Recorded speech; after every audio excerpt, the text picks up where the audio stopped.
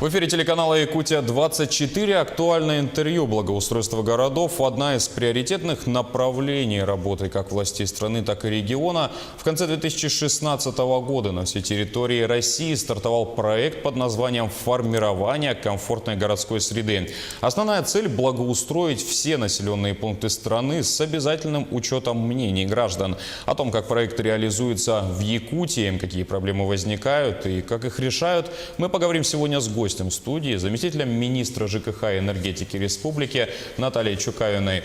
Наталья Николаевна, здравствуйте. Здравствуйте. Спасибо, что вы выделили время и приехали к нам в студию. Для начала расскажите, пожалуйста, в чем важность этой программы? Ну, как вы правильно сказали, Василий, важность это огромная, потому что в этом проекте участвует вся Россия, все субъекты Российской Федерации. В Республике Саха-Якутия участвует 111 муниципальных образований, в которых живет практически 84% населения республики. Благоустройство проходит во всех населенных пунктах, численность которых превышает свыше 1000 человек. Жизнь у нас меняется, время меняется, требования меняются, запросы меняются у населения. И сегодня главная задача – сохранить наших людей, чтобы наша молодежь не уезжала с наших городов, создать для них комфортные условия. При выборе городов многие выбирают прежде всего город с развитой инфраструктурой, с хорошими застройками, жилыми застройками, здоровыми территориями. И в прошлом году, в 2017 году, этот проект был реализован по всей стране, и главная тогда цель была начать благоустройство. Принцип этого проекта был начать благоустройство со своего двора. И сейчас, буквально в этом году, уже в мае месяце указом президента Российской Федерации Владимира Владимировича Путина определена, то есть поставленная приоритетная задача создать национальный проект «Жилье и городская среда». Одним из направлений является формирование комфортной городской среды. И на сегодня главная задача – благоустроить все города, повысить индекс качества комфортной городской среды на 30% и сократить количество городов с неблагоприятным условием благоустройства в 2 раза. А каков объем работ и финансирования запланирован именно в Якутии на этот год и как идет реализация на данный момент?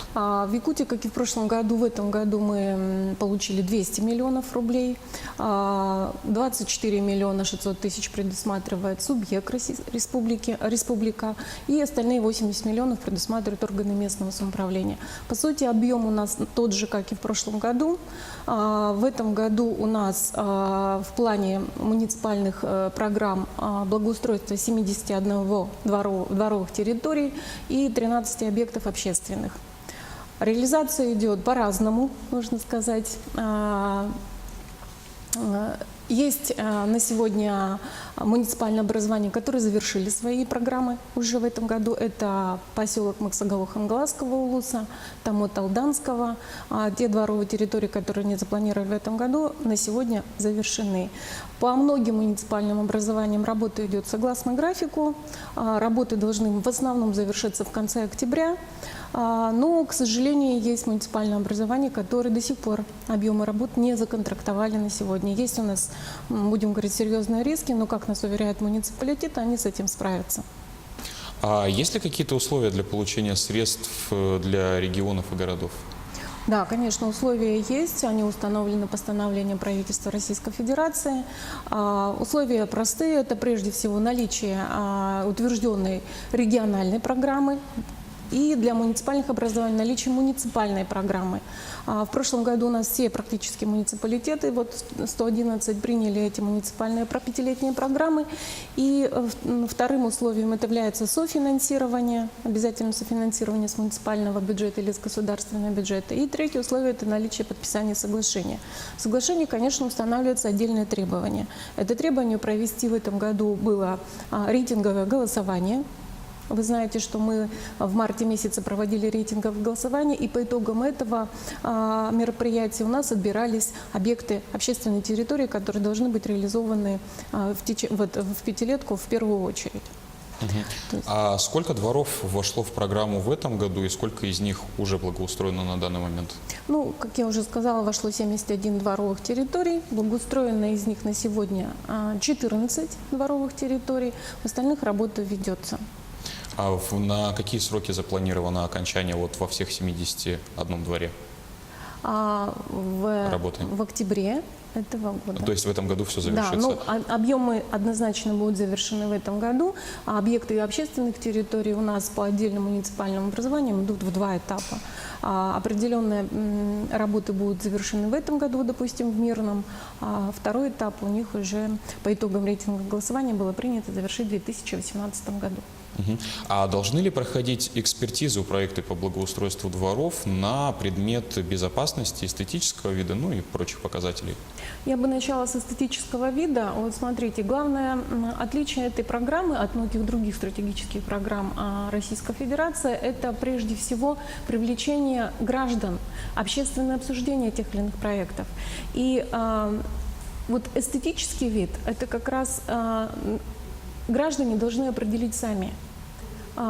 Хотят они поставить парковку, хотят они поставить детскую площадку или какой-то любой другой объект, и в каком это должен быть. Все дизайны проекты должны быть одобрены прежде всего самими жителями, гражданами, заказчиками этого проекта. Поэтому эстетический вид, он обязателен.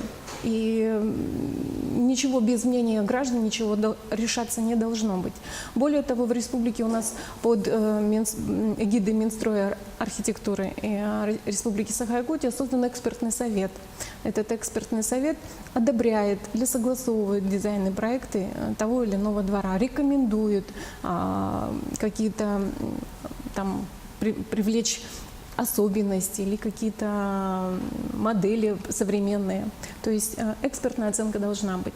С точки зрения безопасности, особенно в то, что касается детских дворовых территорий, это обязательное требование. Детские площадки должны быть безопасны для здоровья и детей прежде всего.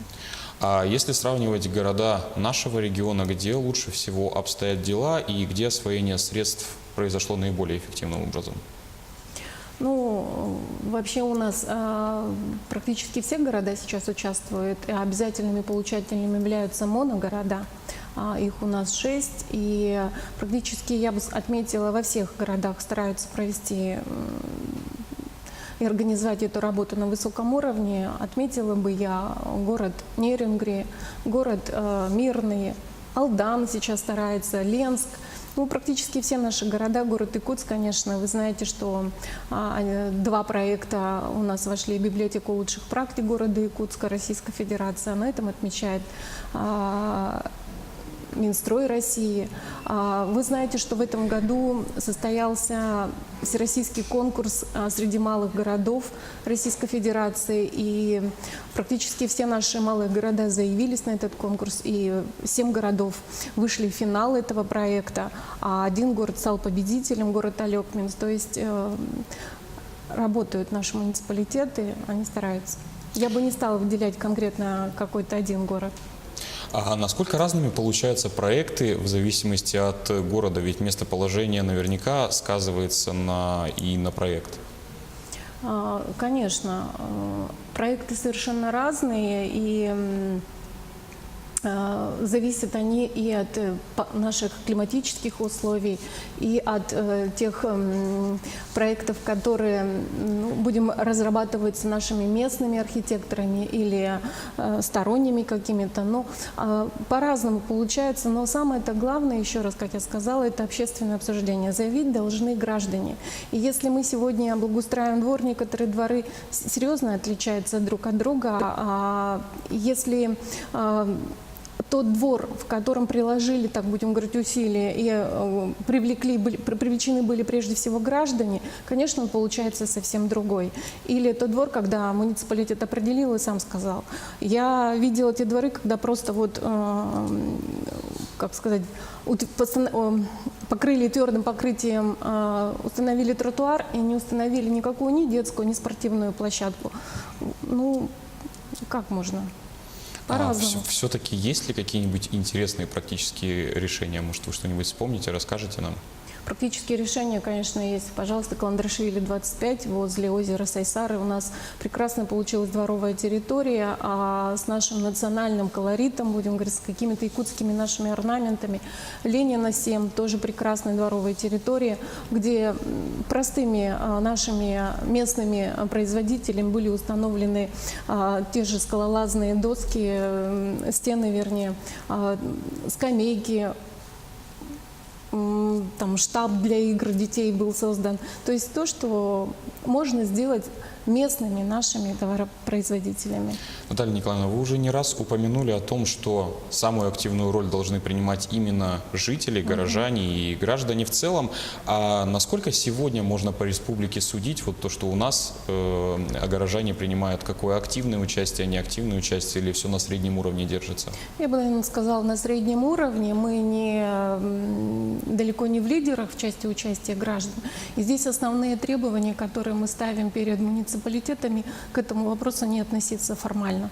Не собирать подписи, поставить галочки и, как говорится, народ расходиться, а именно общественно обсуждать, проводить воркшопы, привлекать на один и тот же проект какие-то онлайн обсуждения, выкладывать эти проекты значит, на своих сайтах, проводить голосование, серьезно собирать просто сходы, встречи и максимально неформально к этому относиться. В этом году у нас по проекту национального проекта будет установлено такое требование, как разработать нормативно-правовой акт о проведении рейтингового голосования. Этим мы будем в следующем году заниматься, и наверняка это и будет условием получения тоже федеральных средств. Надеюсь, при принятии такого нормативного акта и порядка более систематизируется работа, и наши жители будут активнее принимать участие в реализации своих проектов. Наталья Николаевна, и очень коротко, формирование комфортной городской среды программа действует не первый год. По вопросу активности граждан, есть ли динамика в этом? С прошлого года, Конечно, допустим. по сравнению с прошлым годом, в этом году динамика у нас есть. Как я уже сказала, мы проводили рейтинговое голосование, и в этом рейтинговом голосовании приняло порядка 13% населения республики. Спасибо за беседу. Я напомню, что у нас в гостях сегодня была Наталья Чукавина, заместитель министра ЖКХ и энергетики республики. Поговорили мы на тему формирования комфортной городской среды. Вы смотрели актуальное интервью. В студии работал Василий Радченко. Оставайтесь на Якутия 24.